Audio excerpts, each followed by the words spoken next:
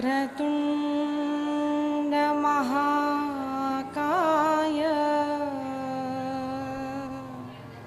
सूर्यकोटि समप्रभ निर्विघ्नं कुरु मे देव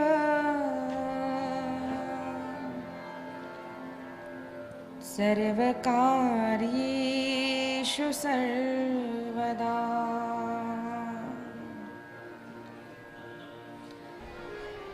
मातृदेवो भव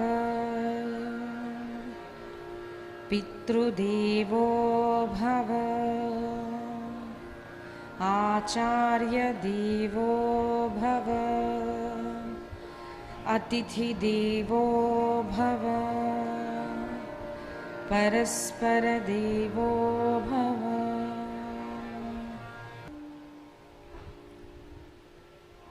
भगवान ने कहा प्रहलाद कुछ मांग लो बेटा, क्या चाहिए तुम्हें, कुछ मांग लो। प्रहलाद ने कहा प्रभु मुझे कुछ भी नहीं चाहिए, प्रभु मुझे कुछ भी नहीं चाहिए। नहीं, कुछ तो मांग लो।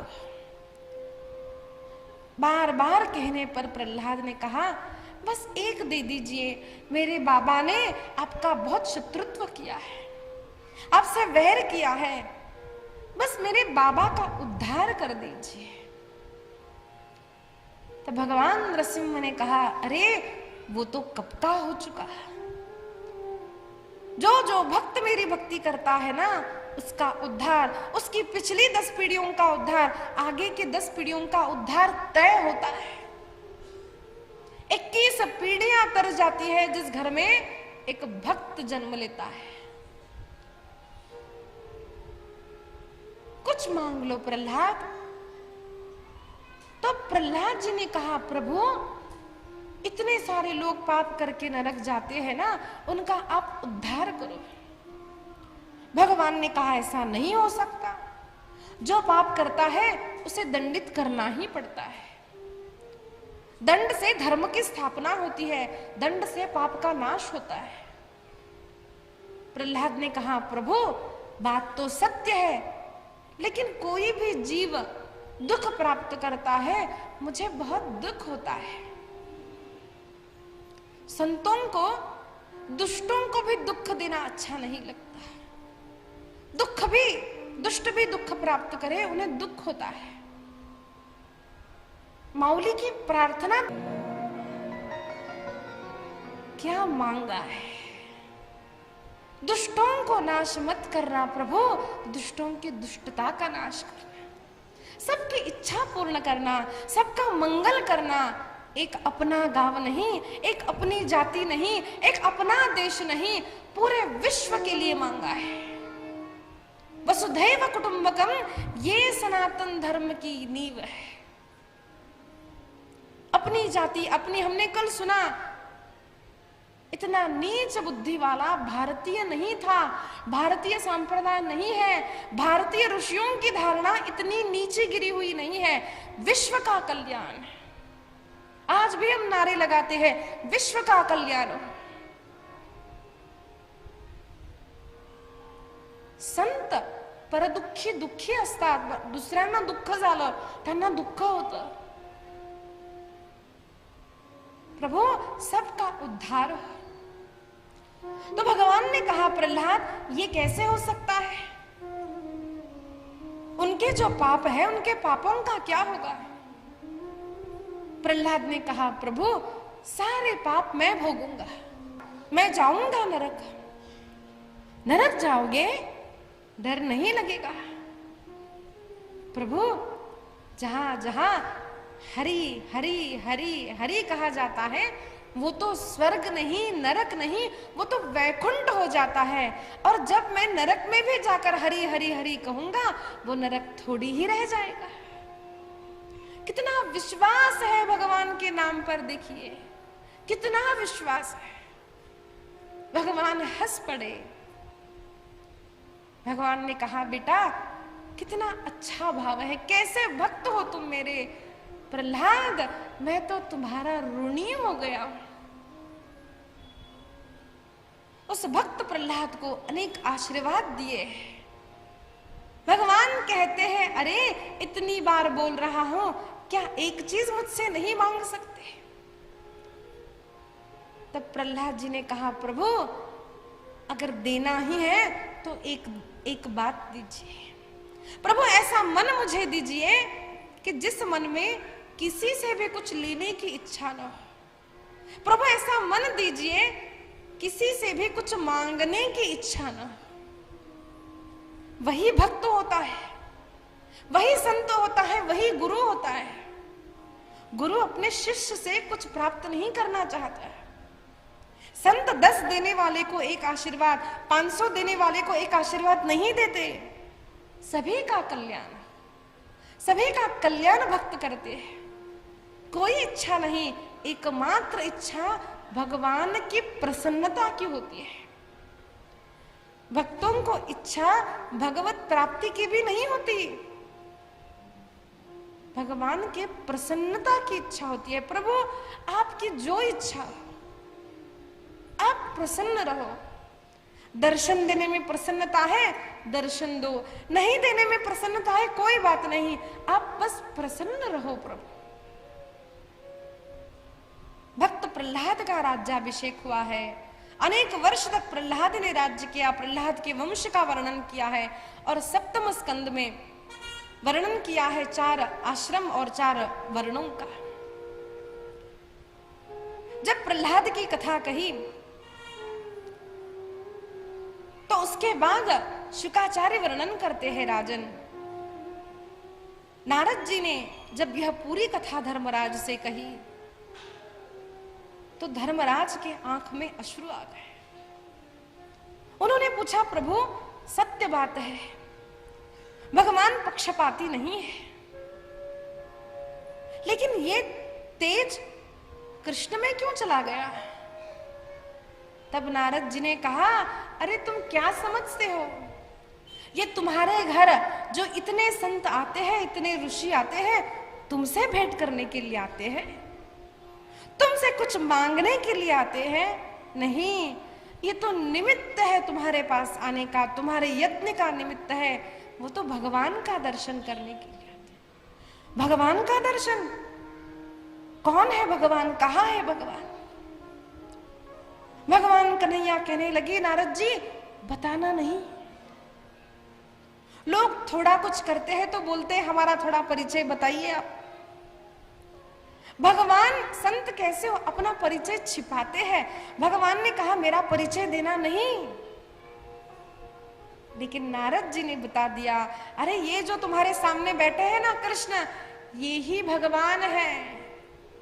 इन्हीं के कारण आते हैं साधु संत।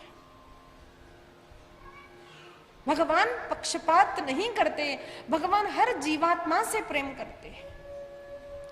जैसे मां अपने पुत्र की आयु देखकर उसको अन्न देती है, एकदम छोटा शिशु हो उसे थोड़ी सी मिठाई देगी, और बड़ा बेटा हो 2-3 लड्डू उसे खिला देगी।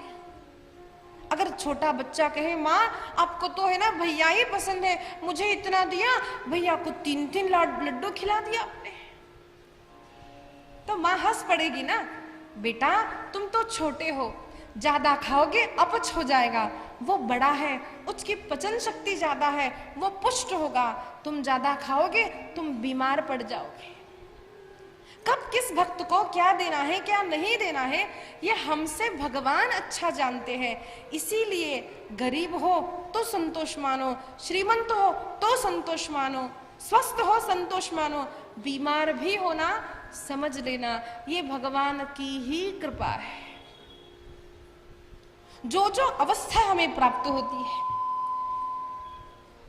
कई लोगों का प्रश्न होता है, हम भक्ति करते हैं फिर भी हमें बीमारी आती है, हम तो दान देते हैं, इतनी भगवान की पूजा करते हैं फिर भी हमारे साथ ऐसा हो गया।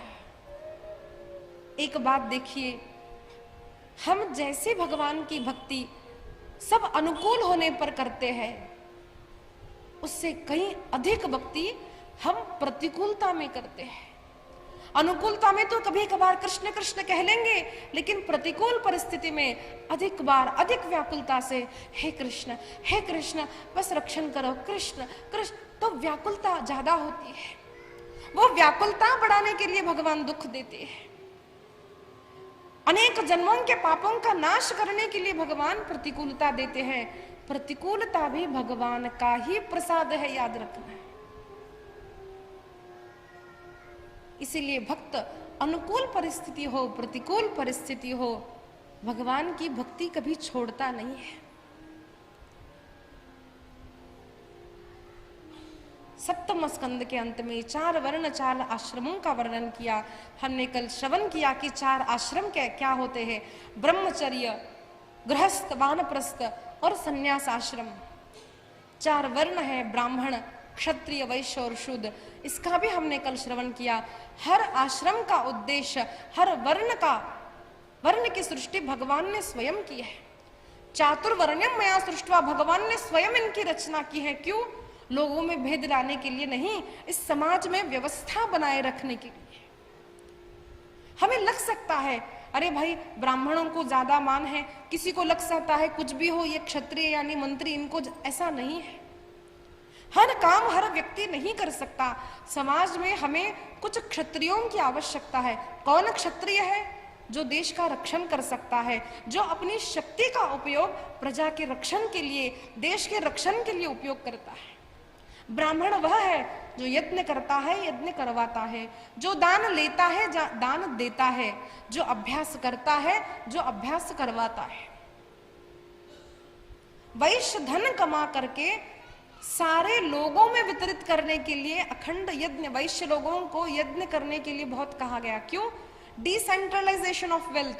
जो संपत्ति बढ़ती है उनके पास, वो लोगों तक कैसे पहुंचे, कुछ सत्कार्य करे, उस निमित्त से अनेक लोगों को वस्त्र दे, अन्न दे, जिसको जिस चीज की आवश्यकता है वो वैश्य प्रदान करे, तभी उसका धन उसको पुण्य प्रदान करता है, सुख प्रदान करता है।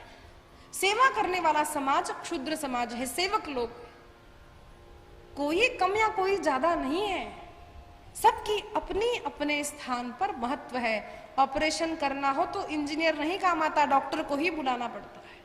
पूजा करनी हो, इंजीनियर आके आपको पूजा बताएगा, ब्राह्मण की ही आवश्यकता है। सभी का अपना अपना कार्य देकर के भगवान ने समाज में व्यवस्था बनाए रखने के लिए, जैसे हमारे ऑफिस में भी होता है, कोई मैनेजर है, कोई असिस्टेंट है, सब ये पोस्ट क्यों दी जाती है, यानी बड़ा छोटा ऐसा नहीं है, अपने अपने कार्य के अनुसार उस व्यक्ति को उस प्रकार की ड्यूटीज दी जाती है। सप्तम स्कंद में 4 वर्ण 4 आश्रमों का वर्णन किया और अष्टम स्कंद में गजराज की कथा आती है, गजेंद्र मोक्ष की कथा। आइए 2 मिनट हम नाम संकीर्तन करके अष्टम स्कंद की ओर बढ़ते हैं। कृष्ण गोविंद गोविंद गोपाला,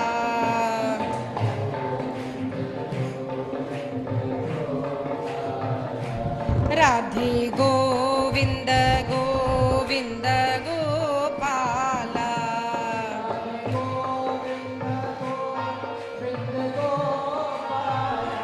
मेरा मुरली मनोहर नंदलाला,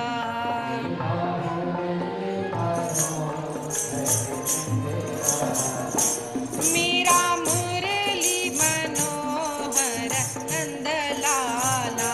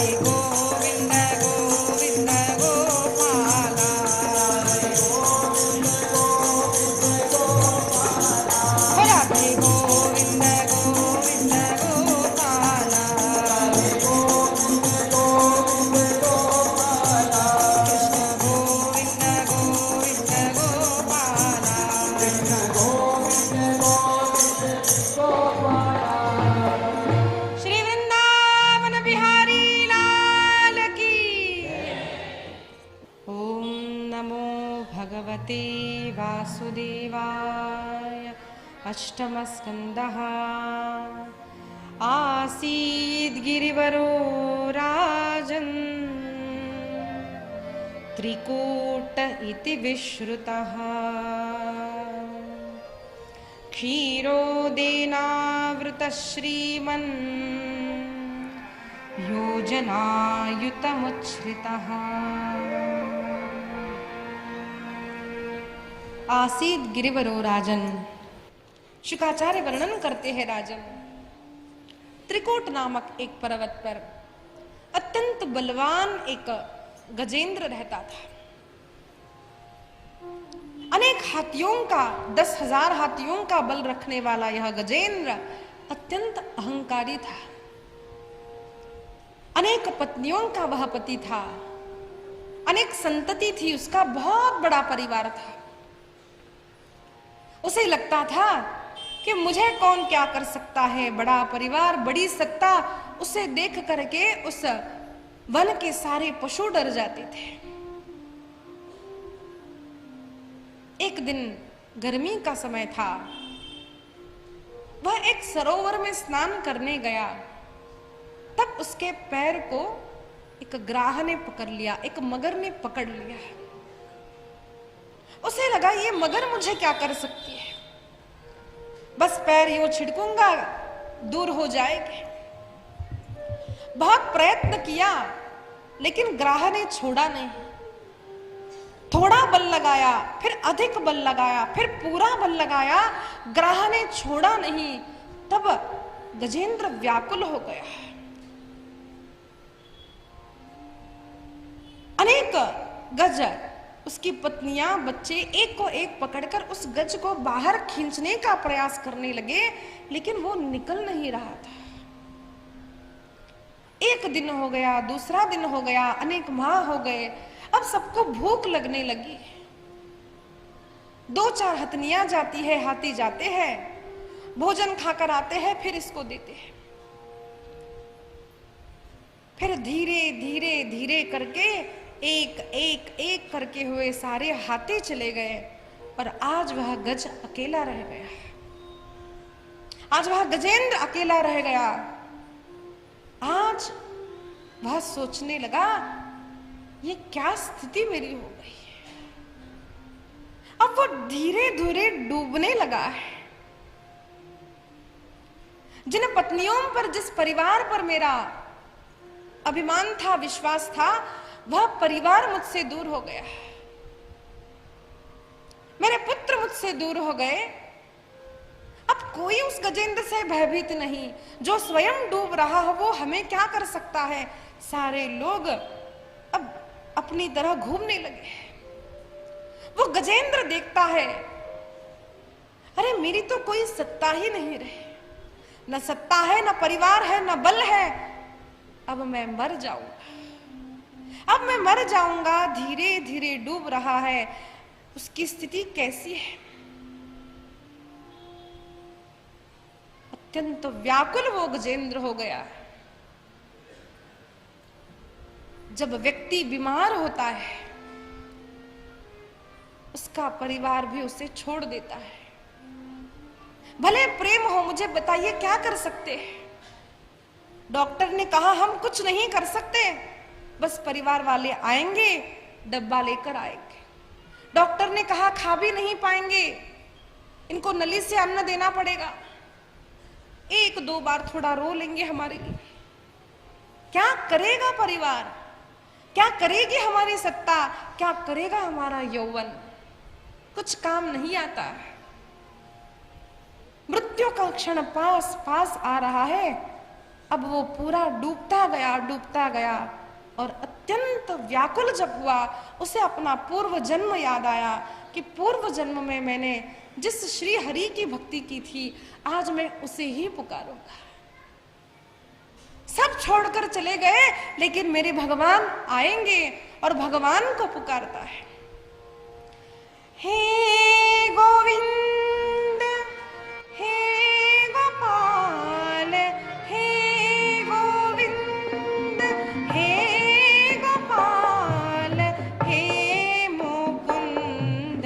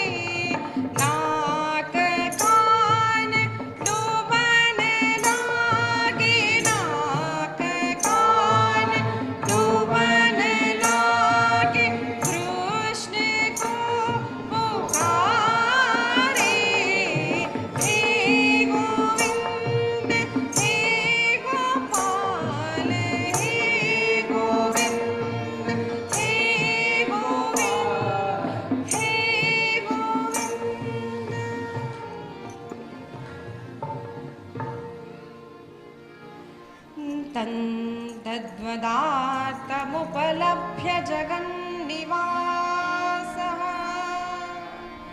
स्तोत्रं निशम्य दिविजैः सह संस्तुवद्भिः छन्दोमयेन गरुडेन समुह्यमानः चक्रायुधोऽभ्यगमदाशु यतो गजेन्द्रः। गजेंद्र भगवान की स्तुति करता है। वो देखता है, वो डूबता जा रहा है। एकाएक उसने देखा कि गरुड़ पर विराजमान होकर साक्षात भगवान उसके रक्षण के लिए आए हैं। क्या दूं मैं अपने हरि को? हम क्या दे सकते हैं अपने भगवान को, सदगुरु को?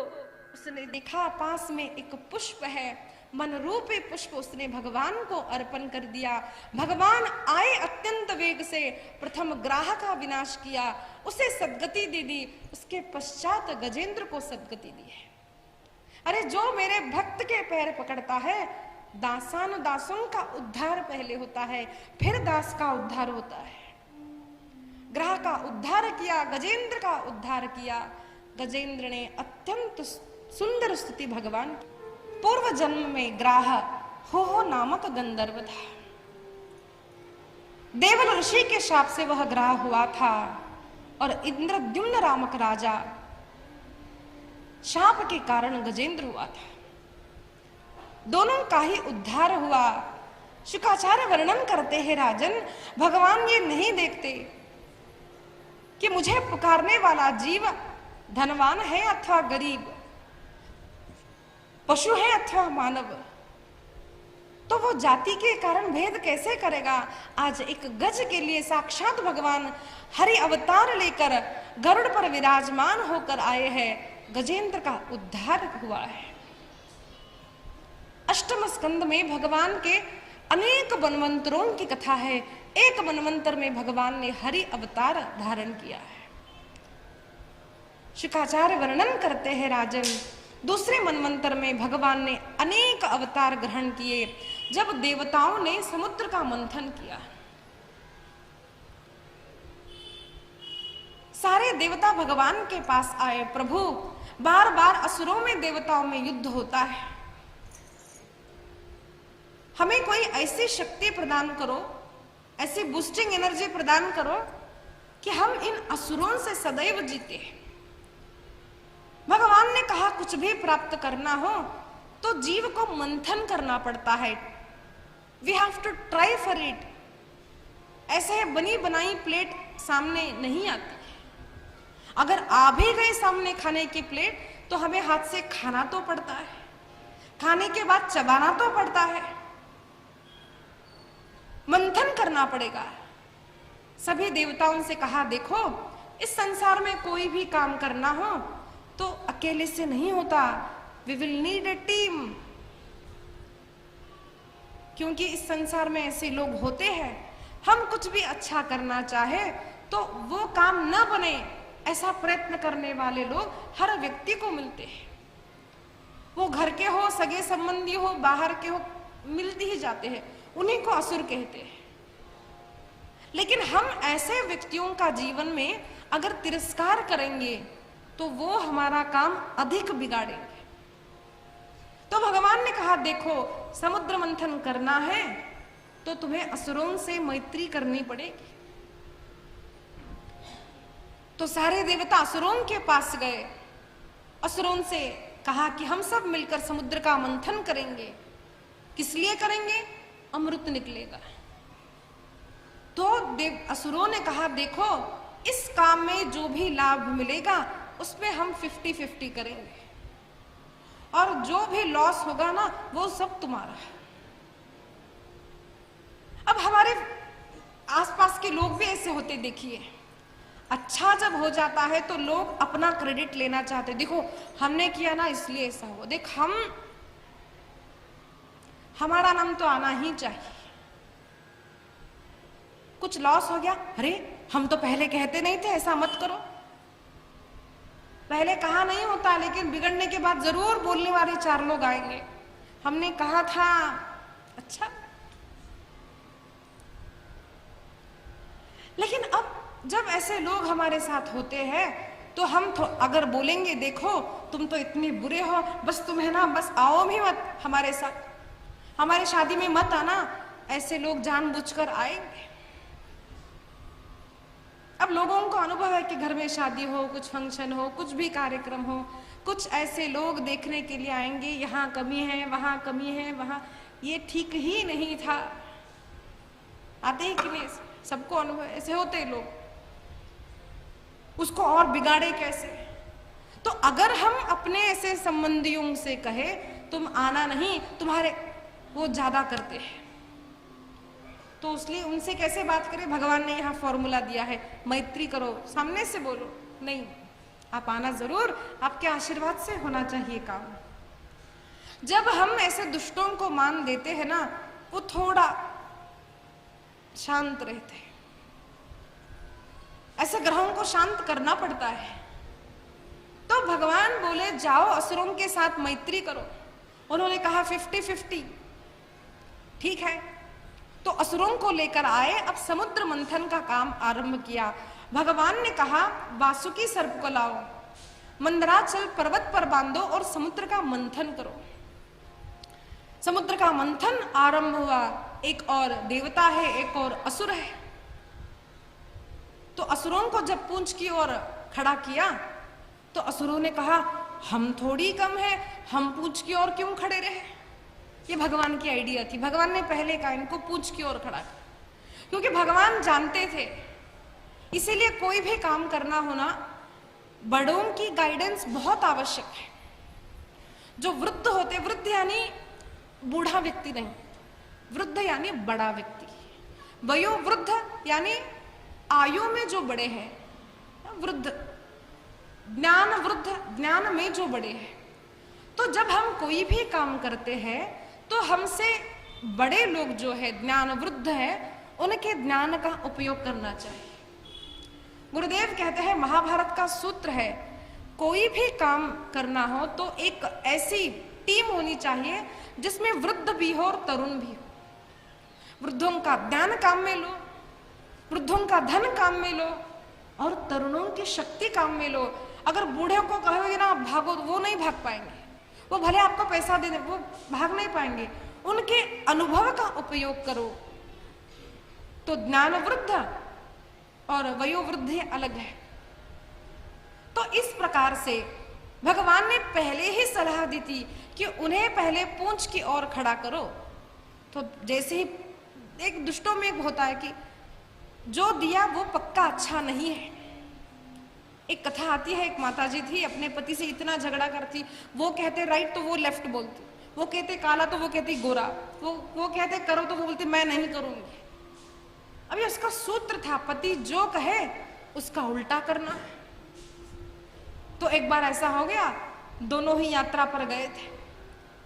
अब यात्रा में कुछ एक्सीडेंट वगैरह हो, जब बेचारी नदी में नीचे गिर गई। अब वो घबरा गया पति, उसने कहा अरे ऊपर आओ ऊपर आओ। अब वो मर रही है, बोलती ऊपर आओ, नहीं मैं नीचे ही जाऊंगी। गई नीचे। अब होते हैं ऐसे लोग जो करने को कहा हम क्यों ऐसा करें, तुमने कहा इसीलिए हम नहीं करेंगे।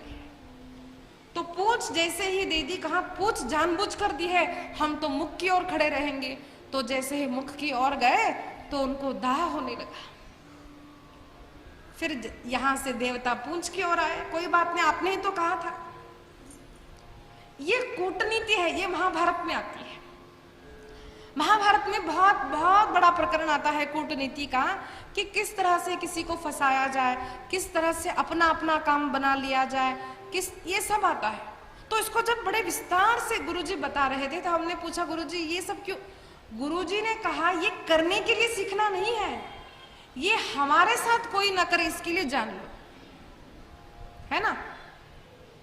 भक्त यानी भोला और मूर्ख नहीं होना चाहिए, भक्त यानी होशियार होना चाहिए। जैसे विदुर जी थे, जब घर के लोगों ने, चाचा के बेटों ने पांडवों को मारने का प्रयास किया, तब ये सारी प्लानिंग पता करके उनको ठीक से एकदम सफाई से बचाने वाले विदुर चाचा थे, भक्त थे लेकिन बड़े बुद्धिमान थे। भक्त होना यानी मूर्ख होना नहीं है, भक्त यानी होशियार होना है, वीर होना है। तो सारे देवता यहां आ गए। अब मंदराचल का मंथन होने लगा तो मंदराचल डूबने लगा। सारे देवता गए, भगवान से प्रार्थना की तो भगवान वहां पर कूर्म नारायण अत्यंत बड़े कूर्म रूप में प्रकट हुए, उस पर मंदराचल रखा गया। फिर मंथन आरंभ हुआ। कूर्म नारायण भगवान की। जब दाह होने लगा तब कई बार देवता अचेत हो गए, उन्हें पुनः प्राण भगवान ने प्रदान किए। वर्णन आया है मंदराचल लाते हुए मंदराचल गिर पड़ा, तब अनेक देवता मर गए, तब भगवान ने पुनः उन्हें जीवित किया है। भगवान ने निद्रा रूप में देवताओं को दाह न हो इसीलिए वासुकी सर्प में प्रवेश किया। फिर भगवान ने जब मंथन प्रारंभ हुआ है तब अनेक वस्तुएं वहां से निकली है। कामधेनु निकली है जो ऋषियों को दी गई। ऐरावत हाथी निकला, इंद्र को दिया गया। गज निकला, हाथी को दिया गया। ऐरावत घोड़ा निकला, तब बलि को दिया गया। साक्षात लक्ष्मी माता निकली, लक्ष्मी माता ने भगवान का वरण किया। लक्ष्मी नारायण भगवान की। दोनों का विवाह हुआ, अनेक वस्तुएं निकली। संत वर्णन करते हैं सारी चीजें निकली, लेकिन पहले निकला था हालाहल विष निकला। जब यह विष निकला था तब सारे देवता घबरा गए। जहां पर भी हालाहल विष का कण गिरता है वहां पर अनेक प्राणी प्रकट होते हैं। घबरा गए, कहा क्या करे क्या करे। तब उनको याद आई शिवजी की। सारे शिवजी के पास गए, शिवजी से प्रार्थना की है। शिवजी ने अत्यंत कृपा करके भोलेनाथ ने उस विष को पान किया और मुंह के बाहर नहीं छोड़ा, पेट में नहीं रखा, अपने कंठ में ही रखा है। और भगवान महादेव नीलकंठ हुए हैं। नीलकंठ भगवान की। उसके पश्चात जब अमृत आया, चंद्रमा निकला, शंख निकला है। अंत में जब धन्वंतरी भगवान अमृत का कलश लेकर आते हैं तो देवी देवता और असुरों में झगड़ा हुआ। असुर उसे लेकर भागने लगे। तब भगवान ने आज सुंदर रूप धारण किया है।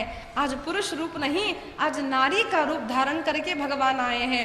मोहिनी भगवान की। सारे असुर उसे लेकर भागने गए। मुझे चाहिए, मैं नहीं दूंगा। तब वहां पर मोहिनी आई। जैसे ही मोहिनी भगवान को देखा तो असुरों ने पूछना आरंभ किया, अरे ये तो बड़ी सुंदर है, आप कहां से आए हो? आपकी शादी हुई है? आपके घर कहाँ है?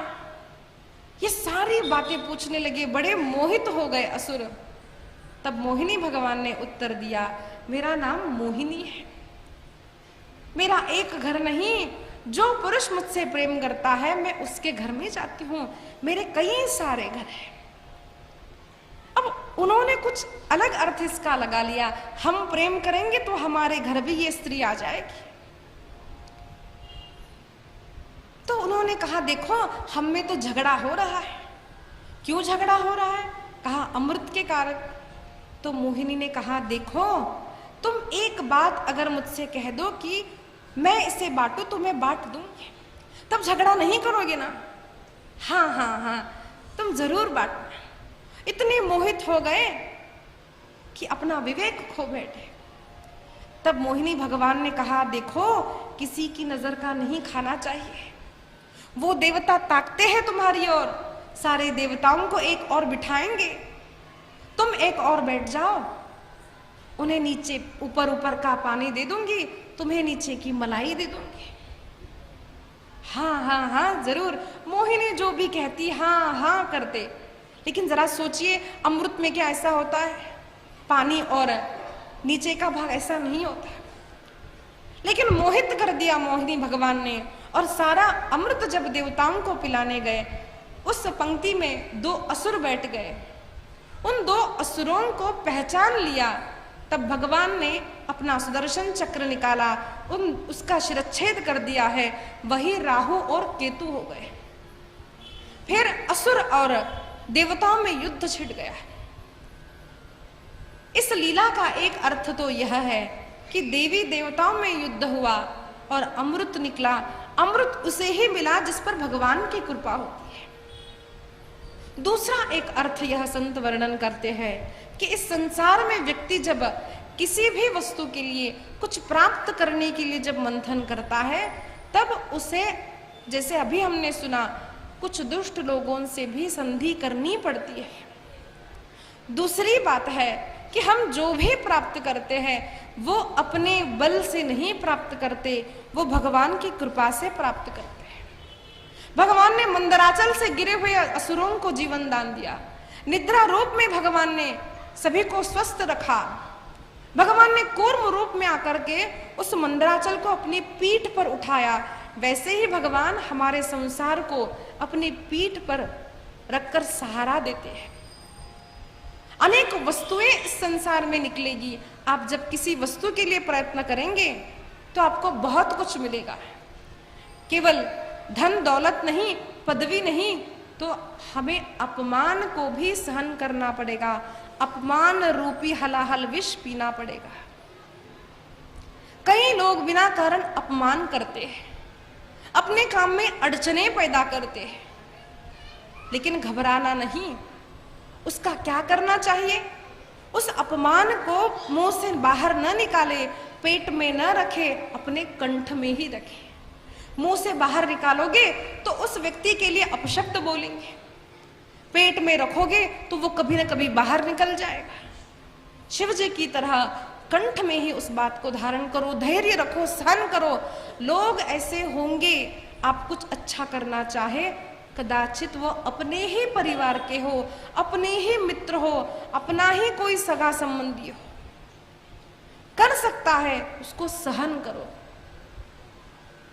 और जब इस प्रकार से अथाह प्रयत्न करेंगे, जब भगवान की कृपा होगी, तब अमृत मिलेगा, यश मिलेगा।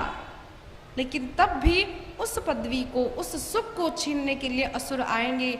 लेकिन चिंता मत करना, जिसने भगवान की शरण ग्रही है उसको अमृत भगवान स्वयं पिलाते हैं, उसी की विजय होती है। इसी प्रकार जब असुर और देवताओं में युद्ध हुआ, तब देवता जीत गए और असुर पराजित हो गए। सारे देवताओं ने उत्सव मनाया, लेकिन असुरों ने क्या किया? जो जो असुर मरे थे उन सबको वे शुक्राचार्य के पास ले गए। उनके गुरु शुक्राचार्य ने उन्हें संजीवनी विद्या से पुनः जीवन प्रदान किया और सभी को अनुष्ठान करवाया।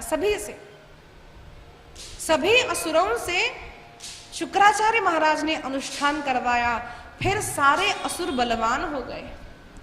उनके राजा प्रहलाद के वंशज बलि महाराज बने। बलि अत्यंत पराक्रमी थे, बलि अत्यंत पुण्यवान थे और अनेक अनुष्ठान करने के कारण उन्हें सुंदर रथ प्राप्त हुआ था। उन्हें बहुत सारी भूमि, चक्रवर्ती राजा इस भूमि के बने थे। विंध्यावली उनकी पत्नी थी और अनेक यज्ञ करने का अनुष्ठान उनका चलता जा रहा था। लेकिन यहां पर क्या हुआ? जब असुर बलवान हुए, तब असुरों ने स्वर्ग पर आक्रमण किया, तब देवता पराजित हो गए। देवताओं को रहने का स्थान नहीं रहा, तब सारे देवता छिप छिप कर रहने लगे। सारे पुत्र देवता जब दुखी हुए, तब अदिति माता भी दुखी हुई। माँ बहुत दुखी है, पत्नी दुखी है देखकर कश्यप जी ने पूछा, अदिति क्या बात है? तब अदिति ने कहा, प्रभु मेरे संतान आज दुखी है। तब पति ने पयोव्रत नामक अनुष्ठान अदिति माता को दिया है। 12 दिन का उपवास किया, पयोव्रत किया, यज्ञ हवन किया। तब भगवान प्रकटे और भगवान ने कहा, मैं साक्षात आपका पुत्र बनकर आऊंगा। और नवमास परिपूर्ण होने के बाद अदिति के गर्भ से साक्षात भगवान वामन प्रकट हुए। वामन भगवान की, वामन भगवान की।